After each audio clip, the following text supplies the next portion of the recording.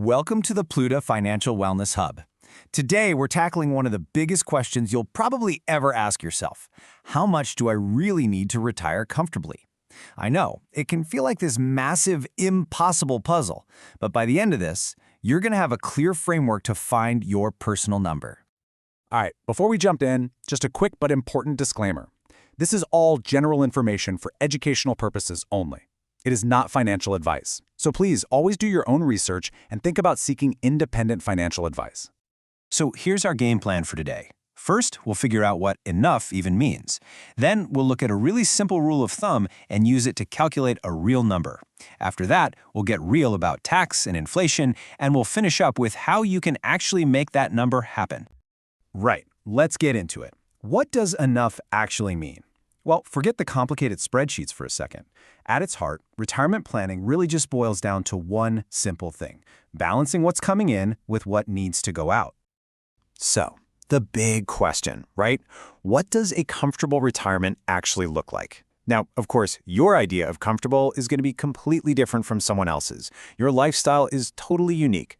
But you know what? The maths behind funding it, that's surprisingly universal.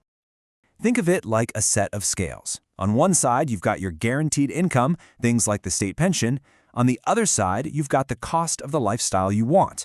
If there's a gap between those two, then your entire goal is just to build a pot of money big enough to fill that gap. Simple as that. Okay, I get it. There are a million variables here. How long you'll live, what inflation will do, investment returns. It can feel a bit overwhelming. So, to get started, we can use a really popular rule of thumb to turn that vague goal into a solid number. And that's where something called the 4% rule comes in super handy. It's basically a guideline that says you can safely take out 4% of your investment pot every year, and it should last for the rest of your life. But honestly, there's an even easier way to look at this. Just flip the maths on its head. If you can take out 4% a year, that means your total pot needs to be 25 times your annual withdrawal. It's the exact same logic, just a much simpler sum to do. Okay, let's make this real. Imagine that after your state pension and any other guaranteed income, you've got a gap of £20,000 a year that you need your investments to cover. Right, now take that £20,000 shortfall and just multiply it by 25. And boom, your target retirement pot is £500,000. See? It's that easy to get a starting figure. All right, let's take that and run with it. We're going to walk through a proper, practical example using today's money to see how you can figure out your own starting number. It's a really simple four-step process. We'll add up the guaranteed income, decide on the spending goal, work out the difference, and then multiply that shortfall by 25. So, for our example couple, let's have a look. They've got 2 full state pensions plus a small NHS pension, which gives them a guaranteed income of £23,500 a year. That's in today's money, of course. But here's their goal. They want to spend £4,000 a month, which works out to £48,000 a year. And you can see straight away, there's a pretty big gap between what's coming in for sure and what they want to spend. So that shortfall comes to £24,600 a year. We multiply that by 25, and that gives us their first target, a retirement pot of £615,000. That's the amount they'd need in today's money. But wait, don't go writing that number down just yet. It's a fantastic starting point, but we're not quite done.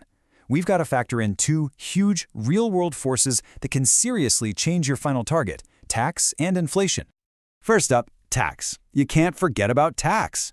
Most of the money you take out of a pension is taxable, so to actually get that £24,600 in your hand, you need to withdraw more to cover the tax bill.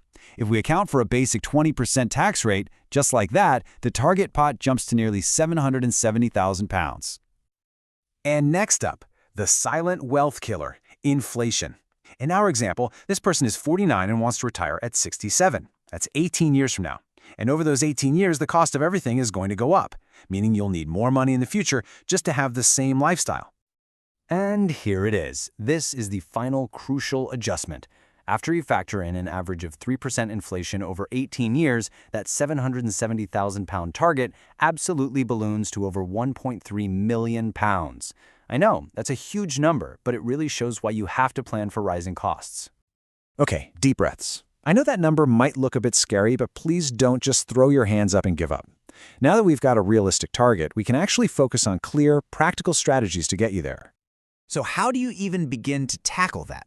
Well, let's break it down into 3 key strategies. First, use all the tax breaks you can get. That means maximizing your pension contributions to get that sweet tax relief. Second, if you have time on your side, consider investing for growth, maybe with more in global stocks. And third, and this is the most important one, just start. Begin with whatever you can afford and make a promise to yourself to increase it whenever you can. Phew, we've covered a lot of ground there, from the simple 25x rule all the way through to the massive impact of tax and inflation. You now have the tools to go from just vaguely hoping for a nice retirement to having a real, concrete target to aim for. So I'll leave you with this. What's your number going to be?